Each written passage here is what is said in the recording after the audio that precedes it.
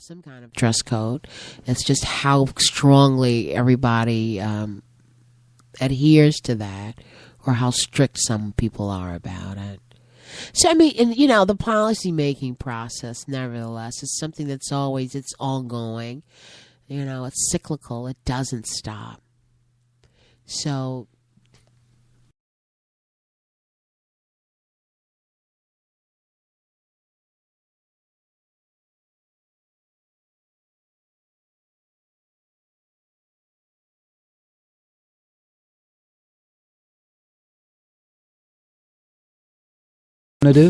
County Executive, Register, and Board of Chosen Freeholders. You remember Jones? yes, Mr. Jones. How many freeholders are running? I don't know.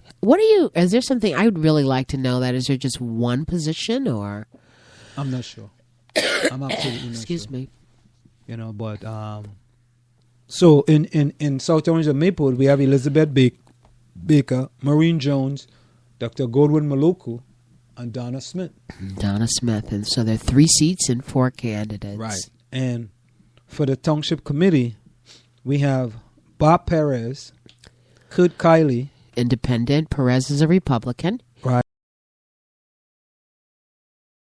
And India Laria. Right. So it's 2 seats. And 4 people. 4 running. people. Mm-hmm. Right. Angel Perez is a Republican. Kurt Kiley is an independent. And they're Democrats. So is Bob Perez have run for the Maplewood Township Committee now for several years. You know, I mean, this is a Democratic town, you know.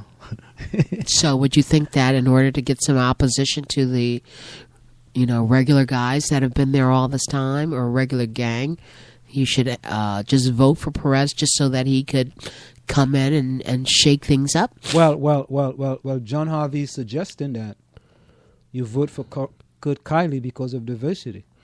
Well, then we might as well vote for Perez too, because he would offer diversity as well. Well, he didn't put that forward regarding. No. But I mean, do you understand? It's the same premise. I understand. It's the same premise. Now, assuming that there's this ideological difference between Perez and the other powers that are already in, I don't know about Kiley. Kiley seems like, you know, as an independent and just talking to him, you know, being in the room with him, and then as well as watching him in a debate, he does seem more like an independent. I don't know if he ever ran as a Republican at some earlier time. I think he ran as a Republican. I'm not sure, but the last time I think he ran as a Republican, and because Fred Pofretta at one point in time ran for the Township Committee as a Republican, and I think he lost, and then he came and he ran as an independent against the Democrat because the Democrat didn't select him to run. Right. And he ran as a Republican. And then he lost, and then he ran as an independent. And then he won as an independent. So it's okay to be independent in this community, but not a Republican. Well, yeah. I mean, yeah, for the sake of voting, sure. Yeah, for the sake of now, but at the same time, you can have people who look different, but they still think the same, right? I mean, we could look at Clarence Thomas, or, you know, other people who could just as well be Republicans, but they're black, or Democrats, but they're, you know, from some other place. So, you know, I don't think that shade, you know, with the hue of a person is really the determining factor. It might have something to do with it.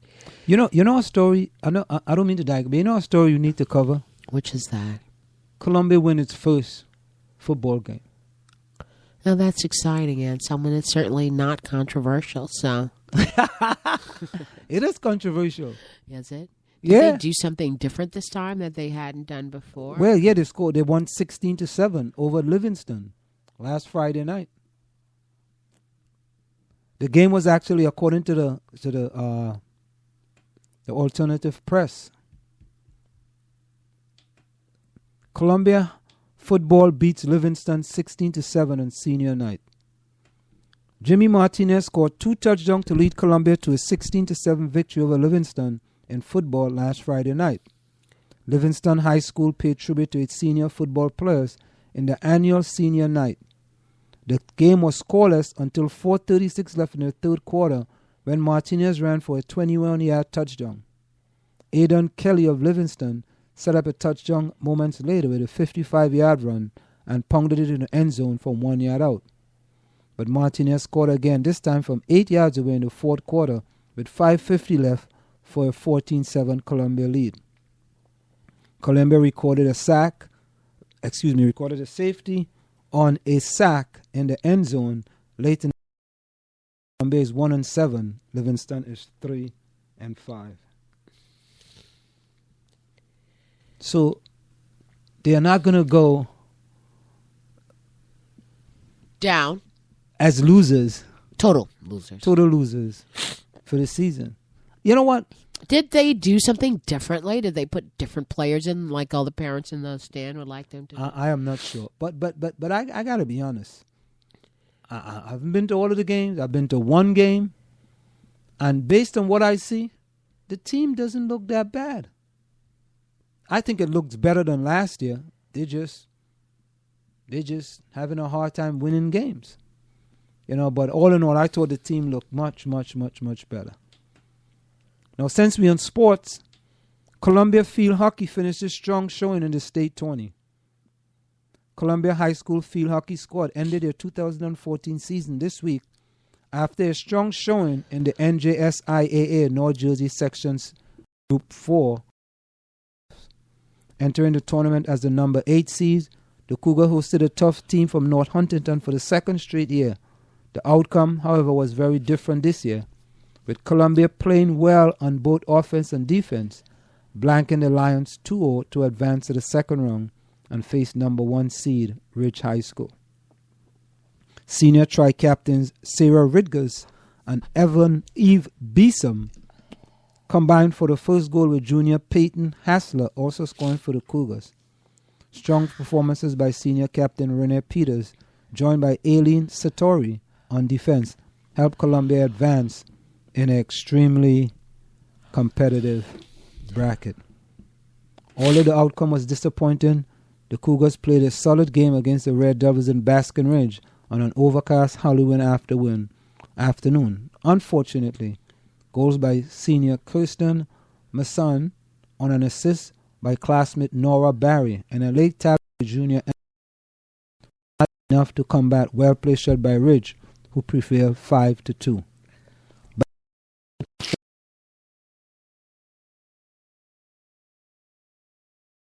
Senior forward Olivia Calabrese, Isabel Camara, and until the final horn. So the hockey team didn't have a bad season. They made it to the second round of the New Jersey State North Section Group.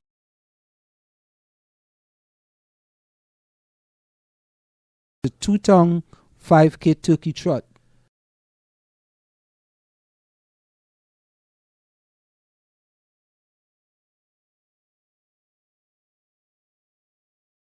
Turkey trot and kids fun run. You wanna load off some of those turkey, Marjorie, that you're gonna be eating? I don't do Thanksgiving. I'm gonna try to disappear. So it won't matter. They don't just have turkey trots here. They have turkey trots all over the country. Huh? They have turkey trots. You can do it in a 1 mile fun run. And some I cannot run a mile. I just can't. I'm sorry. I'm not. I don't know.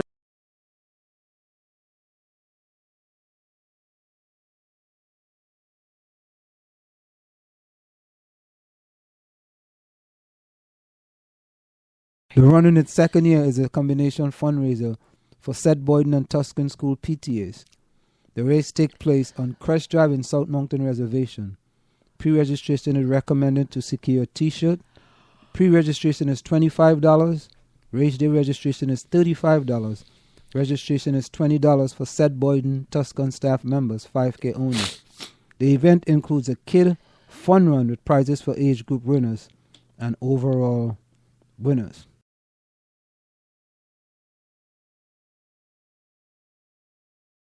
973-376-6094.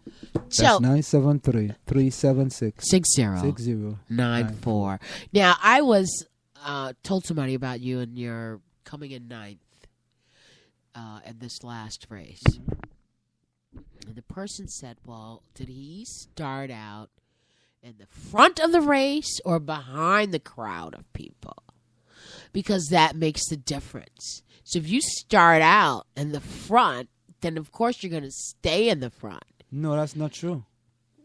So, but you did start out in the front, yes? Yeah. Okay.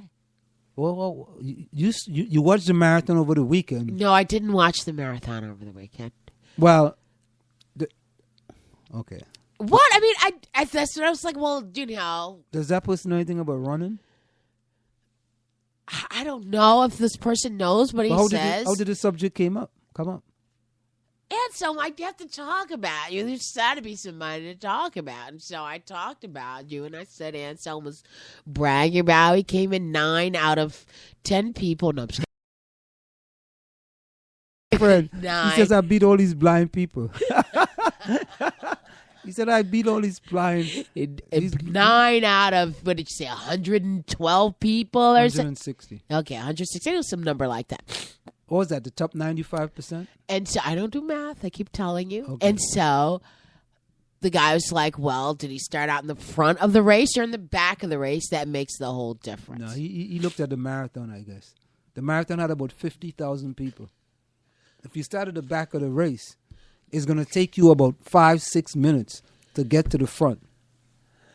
So that can make a significant difference in your time, but it wasn't like that. Okay. With 164 people. I mean, you know, just a question, sports-related question. All right, okay. So the township committee is having the Maple Township Committee is having a meeting on Wednesday, November the 5th. Who knows? Maybe Vic DeLuca and India Laria might not be in the township committee after tomorrow. I doubt that. I wonder about India, who came out and said that she was not for gay marriage in Maplewood. I mean, now there's some diversity. Who would dare come out and say such a thing? And would you vote for her because you agreed with her and that she needed to? I mean, I don't know how her leanings, what they have to do with the administration of government in this community, but. I don't know. I don't think that has a drastic effect on people voting for her in this community. You don't think so? Nah, I don't think okay. Well, we'll see. I don't think so. But to be honest with you, if somebody decides that they don't want to vote for India Laria, they might vote for Kurt Kiley. Now, what about the Board of Education election? What about it? Elizabeth Bates. I guess they know that they're going to win, considering all long time. So it's up to Maloku and... we have a survey. What survey do you have? I'm serious. No way. When did that get there? Wasn't there a lot?